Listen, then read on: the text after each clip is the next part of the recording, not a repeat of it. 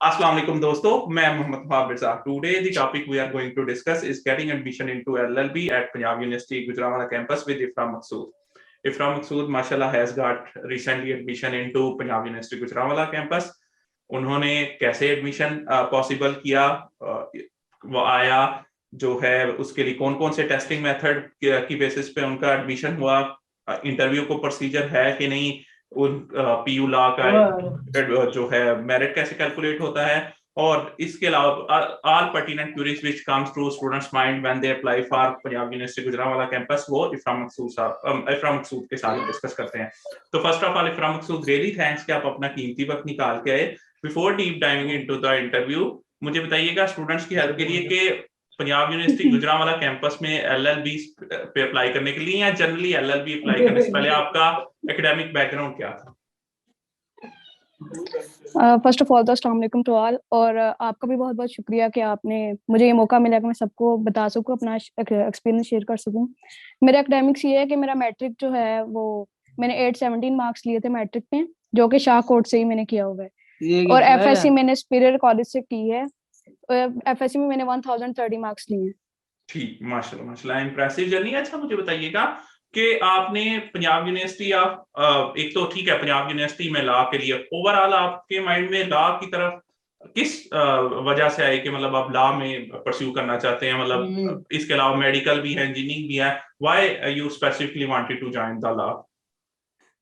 जी, मैं एक्चुअली मेरी FSc pre medical ही है, तो लेकिन एफएससी प्री मेडिकल में भी मैंने कभी भी अपने आप को एज अ ड्रीम डॉक्टर नहीं किया, बस एफएससी प्री मेडिकल कर ली है इन्फो के लिए। लेकिन मेरा जो है ना वो शुरू से ही नेचुरली कह लें, कुछ हमारे जो पाकिस्तान की कंट्री के जो हालात हैं कि आपको हक मिलता भी है और कुछ आपको एफर्ट भी ज्यादा करनी पड़ती है अपना हक लेने के लिए, तो उस हिसाब से मैंने इस फील्ड को चूज किया। तो वैसे मेरे माइंड में था कि मेरा एम जो था कि वो था कि मैं कायदे आजम लॉ कॉलेज जो है वो इस्लामाबाद में लूँ एडमिशन, लेकिन क्योंकि वो बहुत ज्यादा एक्सपेंसिव है तो कुछ फैमिली बैकग्राउंड का भी हमें देखना पड़ता है, हर साथ चीज साथ साथ चलती है, तो इस वजह से फिर मेरी सेकंड प्रायोरिटी थी पंजाब यूनिवर्सिटी। ये बहुत इकोनॉमिकल है और वैसे भी लॉ के लिए भी जो इसका जो हिस्ट्री है और वो फैसिलिटीज हर चीज परफेक्ट है, इस वजह से मैंने इसको प्रेफर किया। ठीक, माशाल्लाह, यानी अल्टीमेटली मेन माइंड आपका लॉ का ही था, वो किसी भी यूनिवर्सिटी से होता आपने लॉ को ही प्रेफर करना था।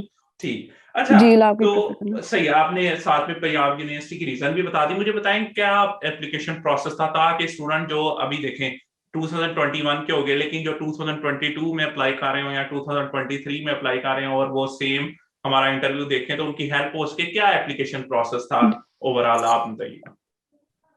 एप्लीकेशन प्रोसेस जो है वो बहुत सिंपल है कि जो इसका ये पंजाब यूनिवर्सिटी का जो स्पेशल ये था कि आप सिर्फ ऑनलाइन ही अप्लाई कर सकते हैं, कैंपस में जाके अप्लाई नहीं कर सकते। ऑनलाइन अप्लाई करने के लिए आपको पहले उनकी वेबसाइट पे जाके आपको अपना फॉर्म फिल करना है, जो भी रिक्वायरमेंट्स है, नेम बे फॉर्म वगैरह जो भी आपके एकेडमिक्स हैं, उसको फिल करने के बाद आपके पास एक ऑनलाइन ही चलान फॉर्म आ जाएगा, उसको प्रिंट करके आप बैंक में जमा करवाएं, और वो आप और एक आपको रिसीविंग स्लिप आएगी, वो आप अपने पास रखिए। वो जब आपका एडमिशन सिक्योर हो जाएगा, लिस्ट में नेम आ जाएगा, वो लिस्ट वो जो आपका रिसीविंग स्लिप है वो आप जाके कैंपस में जमा करवाएंगे, तो ही आपका एडमिशन सिक्योर होगा। ठीक, माशाल्लाह। अच्छा, आपने एप्लीकेशन प्रोसेस बता दिया, मुझे सिर्फ ये बताइएगा, अब देखें आपने बताया ऑनलाइन है और अभी आपने इंटरव्यू से पहले गुफ्तगू हो रही थी तो आपने कहा था कि मैं पंजाब यूनिवर्सिटी कायदे आज़म कैंपस के लॉ कॉलेज में ज्यादा इंटरेस्टेड हूँ और माइट भी आप माशाल्लाह आपका नाम आ जाएगा तो you would get shifted into that. तो आया आपने एक ही मेथड के थ्रू इन तीनों कैंपस मतलब दोनों कैंपसेस में अप्लाई किया था या इसके लिए अलग से, मतलब Punjab university of Gujranwala campus के लिए अलग अप्लाई करना पड़ता है, पंजाब यूनिवर्सिटी लॉ कॉलेज के लिए जो कायदे आज़म कैंपस है लाहौर वाला उसके लिए अलग से अप्लाई करना पड़ता है, इसका क्या प्रोसीजर है? मेथड सेम है लेकिन आपको अप्लाई अलग करना पड़ता है। जिस तरह आप डिग्री सब कुछ फाइनलाइज करके आप डिग्री सिलेक्ट करते हैं ना, तो वहां पे ऑप्शंस आ जाती हैं कि ये जो LLB undergraduate 5 years program है ये पंजाब कॉलेज की इस कैंपस में अवेलेबल है। मेरे पास जब मैंने अप्लाई किया तो 3 कैंपसेस थे, एक लाहौर यानी कि कायदे आजम, एक गुजरांवाला कैंपस और एक जहलम कैंपस। तो आप अगर लाहौर में अप्लाई कर रहे हैं तो उसके लिए वो आपने एक दफा अप्लाई कर दिया, उसका चलान फॉर्म हो गया आ गया आपके पास। अब अगर आपने गुजरांवाला में करना है तो उसके लिए आपको बाकी सारा कुछ तो फाइनल है, लेकिन वहीं उसी स्टेप पे जाके आपको दोबारा वो सिलेक्ट करना पड़ेगा कि गुजरांवाला में मैंने अप्लाई करना है। वो एक मेथड वही है लेकिन अप्लाई डिफरेंट करना ठीक पड़ेगा अलग-अलग से। ठीक है। और ये दोनों सिलेक्शन हम एट ए टाइम ही कर लेते हैं या दोबारा से वही प्रोसेस, मतलब बे फॉर्म मैट्रिक एफएससी, या दोबारा से मतलब वही सेम जो है वो प्रोसीजर स्टार्ट हो जाता no no, at a time सारा कुछ फाइनलाइज है, बस आपने दोबारा जो थोड़ा सा बैक जाके सिर्फ डिग्री जो है ना कैंपस दोबारा सेलेक्ट करना है, बाकी सारा कुछ वही है। है? वही है, माशाल्लाह माशाल्लाह, यानी कि इजी है, इसमें कोई उसमें प्रॉब्लम नहीं। ठीक है जी। जी अच्छा, बिल्कुल। मुझे बताइएगा, अब ऑब्वियसली लॉ में आई हैं तो लैट तो उन्होंने कंपलसरी कर दिया है। एक तो फर्स्ट ऑफ ऑल लैट का जी एक्सपीरियंस बयान कीजिएगा, कितने मार्क्स आए थे, और अगर मतलब ओवरऑल कौन कौन से सब्जेक्ट्स में आप बेहतर परफॉर्म कर पाई थी, मतलब अगर आपके खुद के माइंड में, और किस वजह से कर पाई थी, ओवरऑल स्टूडेंट्स की माइंड के लिए, कि मतलब किस तरह लैट में बेहतर परफॉर्म किया जा सकता है, या जो आपने गलतियां की हो, जो आपको लगा हो कि ये वाली मैं बेहतर कर सकती थी अगर मैं इस तरह फॉलो करती, ओवरऑल इस एक्सपीरियंस। ओवरऑल लैट जो है वो मैंने लाहौर में ही दिया था 8 अगस्त को। ठीक है और लाहौर में एमकेट की तैयारी करने के लिए गई हुई थी ठीक है ठीक है एक कॉलेज में। ठीक लेकिन है एमकेट की तैयारी करने के लिए मैं स्पेशल गई थी, लेकिन मेरा एमकेट का तो नहीं हुआ, वैसे मेरा इतना नहीं था, लेकिन क्योंकि फैमिली और टीचर्स ने कहा कि आप एक दफा एमकेट दे लें, कि मतलब आप चांस आया ना करें, तो ठीक इस है वजह से चली गई, लेकिन मेरा दिल नहीं था। उधर मैं एमकेट की तैयारी के लिए गई हुई थी और मुझे लैट का पता चला, मैंने लैट अप्लाई कर दिया टेस्ट, और उधर ही मैंने अपना कैंपस सेलेक्ट कर लिया। तैयारी तो मैं उसकी करने के लिए गई थी, लेकिन अचानक से मैंने उधर लैट दे दिया और लैट में मेरे 64 मार्क्स आए। मैंने वो बिल्कुल बगैर तैयारी के ही दिया था, क्योंकि मैं एमकेट में तब थी। ठीक ठीक। अच्छा, तो और जो है जी लैट जी वैसे जी जी जी जी, गो ऑन गो ऑन। लैट वैसे बहुत ज्यादा डिफिकल्ट नहीं है। बहुत बेसिक सी चीजें आती हैं लैट में, इंग्लिश की preposition वगैरह हो गई, या मैथ्स का थोड़ा सा बेसिक नॉलेज, जनरल नॉलेज, और इस्लामियात हल्का फुल्का, इस तरह सबको मिला के जो आपका कैलकुलेशन होती है 100 मार्क्स की। पर्सनल स्टेटमेंट होती है एक, और एक आपको जो है वो ऐसे लिखना होता है, वो आप इंग्लिश में भी लिख सकते हैं, उर्दू में भी लिख सकते हैं, जैसे आपके इजी लगे। ठीक ठीक। अच्छा, ये जो 64 मार्क्स थे, ठीक है, इसमें कुछ सब्जेक्ट्स में आपको लगा होगा that you have been able to perform really well, और कुछ सब्जेक्ट्स में, क्योंकि ऑब्वियसली 64 मुझे पता है कि ना एवरेज से बहुत ऊपर है ना एवरेज से कम है, ना ओवरऑल एवरेज एवरेज के करीब करीब जो है, यानी ओवरऑल में। स्टूडेंट्स के इतने मार्क्स आते हैं। हाँ, अबव 70 या 75 से अबव चले जाएं तो ये बेटर परफॉर्मेंस है। मुझे बताइएगा जी, किन सब्जेक्ट्स में आपको लगा कि जो है ना, मतलब मैं इतनी बेहतर तैयारी थी करके गई, अगर मैं इनको मद्देनजर रखती तो बेहतर कर सकती थी। मेरे ख्याल में पाक स्टडीज जो है ना, उसके लिए, क्योंकि वो जनरल नॉलेज था, वो पाकिस्तान के बारे में कहीं से भी किसी प्राइम मिनिस्टर का या किसी मिनिस्ट्री के ऑफिसर का नाम, या कहीं भी जनरल, पूरी दुनिया में भी जहाँ पे भी, तो उसमें थोड़ी सी मुझे डिफिकल्ट लगा, उसमें मैं अच्छा नहीं परफॉर्म कर पाई, यही बाकी लगा। और बाकी इंग्लिश की जो प्रेपोजिशंस है ना, लैट के लिए आपकी या एलएलबी के लिए आपकी इंग्लिश जो है ना बहुत ज्यादा बेहतर होनी चाहिए। मेरी ठीक है मतलब, लेकिन बहुत हाई लेवल की नहीं है, इस वजह से थोड़ी सी मुश्किल मुझे उसमें आई। लेकिन जो है ना वो पर्सनल स्टेटमेंट और ऐसे, वो 25 मार्क्स का था, तो 25 में से उसमें से मुझे 21 मार्क्स है, वो मेरा बहुत अच्छा रहा। अच्छा, ये अलहदा से बताते भी हैं कि that you have performed so much in this section and this section? दो सेक्शन होते हैं ना, एक होता है 75 मार्क्स के जो होते हैं सिर्फ एमसीक्यूज होते हैं, और ठीक एक है 25 मार्क्स का होता है पर्सनल स्टेटमेंट और ऐसे। जो 75 मार्क्स के एमसीक्यूज है ना, वो आपको एक स्टूडेंट कॉपी देते हैं साथ के, आप मेन पेज पे एक तो मार्क करें, साथ आप स्टूडेंट कॉपी पे भी मार्क कर दें। टेस्ट के 4-5 दिन या मैक्सिमम हफ्ते बाद वो एक की अपलोड कर देते हैं, जिससे आप घर बैठे उस स्टूडेंट कॉपी से अपना वो सिलेक्ट करने के आपके कितने सही हो गए। ठीक है और ठीक। इसका तो आपको फौरन पता चल जाता है, बाकी जो ऑफिशियली जो रिजल्ट अनाउंस होता है वो ऑलमोस्ट 1 मंथ बाद होता है, और इसके अंदर आपके सेपरेटली दो पोर्शंस के, एक वो 25 मार्क्स वाला अलग और 75 मार्क्स वाला अलग, उसके ठीक टोटल करके आपके नंबर आते हैं। ठीक ठीक। अच्छा, मुझे बताइएगा स्टूडेंट्स की हेल्प के लिए, एक तो आया कोई इसके अलावा इंटरव्यू प्रोसीजर भी है, या just based upon FSC matric and LAT की बेस पे आपका मेरिट कैलकुलेट हो जाता है, और अगर नहीं है तो कितनी कितनी परसेंटेज ये कंसीडर करते हैं हर चीज की ओवरऑल? पंजाब यूनिवर्सिटी में तो इंटरव्यू का नहीं है कोई भी, एकेडमिक्स आपका जो है वो, और लैट इसका इस तरह से होता है कि 1/4 मार्क्स आपके मैट्रिक के, ठीक है और टोटल मार्क्स ऑब्टेन्ड इन एफएससी, यानी कि 70% आपका एकेडमिक्स इन दोनों का, मैट्रिक और एफएससी का, और 30% जो है ना वो आपका लैट, इन सबको कैलकुलेट करके आपका एग्रीगेट बनता है। ठीक, सही सही। अच्छा, तो आपका एग्रीगेट क्या बना था इफरा इस बार? मेरा एग्रीगेट बना है 82.03%। ठीक है। अच्छा, आया इसमें कोई ऐसी कंपल्शन होती है कि आर्ट्स के स्टूडेंट्स, मतलब इतने आर्ट्स के स्टूडेंट होने चाहिए, जैसे पंजाब यूनिवर्सिटी में कुछ कोटा सिस्टम होता है, इसी तरह मतलब बायो से इतने आ सकते हैं, इंजीनियरिंग से इतने आ सकते हैं, या किसी ने भी एफएससी एफए किया है, एनीबॉडी कैन अप्लाई, वो अल्टीमेटली ओपन मेरिट की बेस पे आपका रिजल्ट आ जाएगा जो भी आपने किया? नहीं नहीं, इसमें ऐसा कुछ भी नहीं है। आपने एफए किया है, एफएससी की है, pre engineering, pre medical, ICom, ICS कुछ भी किया है, इसके अंदर आपका जो मैंने बता दी एग्रीगेशन का फॉर्मूला, उसी के बेस पे आपकी कैलकुलेशन होती है, या आपकी डिग्री मैटर नहीं करती कि आपने कौन सी किया, स्पेशली लॉ में। ठीक ठीक। अच्छा, मुझे बताइए क्या इस टाइम पंजाब यूनिवर्सिटी, आपने ओवरऑल एग्रीगेट तो कैलकुलेट करने का बता दिया, कौन कौन सी डिग्रीज इस टाइम पंजाब यूनिवर्सिटी या गुजरांवाला कैंपस में हो रही है, और कायदे आजम कैंपस में, अगर आपको इसका बारे में अंदाजा हो तो? कि जो है ना पंजाब यूनिवर्सिटी लाहौर, उसके अंदर तो एलएलएम भी हो रहा है और एलएलबी भी हो रहा है। ठीक है। एलएलबी के बाद का प्रोसीजर है जो एलएलएम है। ठीक और है। इसके अंदर लास्ट टाइम वैसे पंजाब यूनिवर्सिटी में एलएलबी 3 इयर्स हुआ था, लेकिन इस दफा एलएलबी 3 इयर्स नहीं हुआ, इस दफा एलएलबी 5 इयर्स ही हुआ है। ठीक और ठीक। पंजाब यूनिवर्सिटी गुजरांवाला में एलएलबी 5 इयर्स प्रोग्राम ही है। ठीक ठीक, माशाल्लाह माशाल्लाह। अच्छा, मुझे बताइएगा कि पंजाब यूनिवर्सिटी लॉ कॉलेज में जो है, मुझे बताइएगा ओवरऑल यूनिवर्सिटी फीस क्या है, बोथ रेगुलर और सेल्फ फाइनेंस, और आया गुजरांवाला कैंपस और कायदे आजम कैंपस की फीसेस सेम है, या इनकी फीसेस डिफरेंट है दोनों के लिए, मतलब रेगुलर और सेल्फ फाइनेंस के लिए?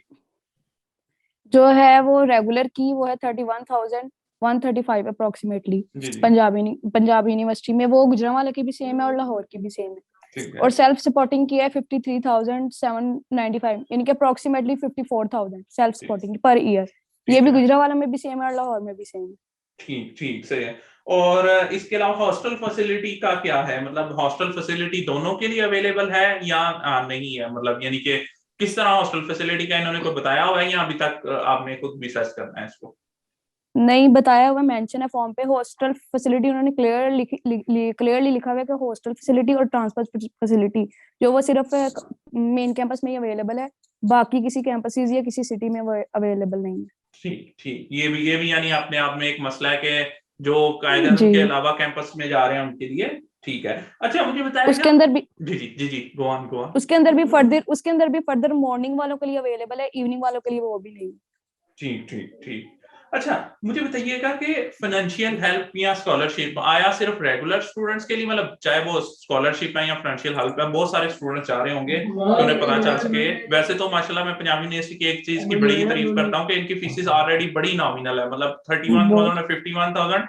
इवन सेल्फ सपोर्टिंग की इनकी फीस कई यूनिवर्सिटीज, पब्लिक ही यूनिवर्सिटीज के जी रेगुलर प्रोग्राम से भी ज्यादा जो है वो कम जी। चार्ज करें। लेकिन फिर भी जिन स्टूडेंट्स के लिए मुश्किल है उनके लिए क्या स्कॉलरशिप या फाइनेंशियल असिस्टेंस, या तो आप अपने लिए सोचते हो कि इसके लिए अप्लाई करना है तो बताइए।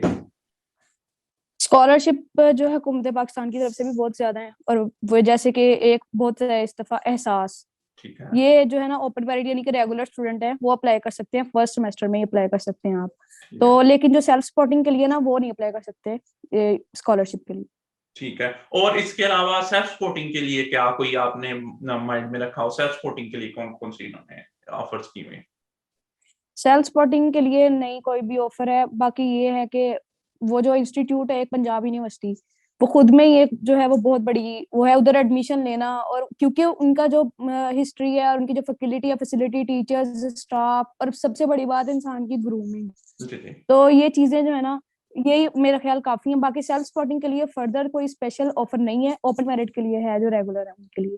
और वैसे भी इसमें नो डाउट अबाउट दैट के फैकल्टी, मैं कहता हूँ इस तरह की फैकल्टी ओवरऑल पूरे पाकिस्तान में भी नहीं होगी। Punjab university law college is one of the जी। Finest college offering law.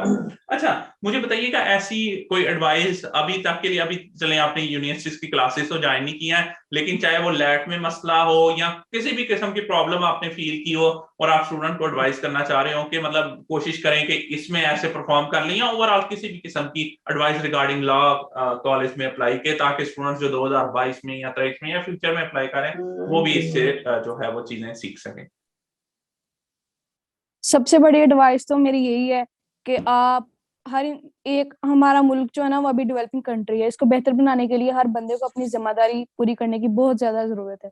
As a student हमारी जिम्मेदारी है कि हम जो कर रहे हैं वो बेहतर तरीके से करें, और हम कर रहे हैं स्टडीज।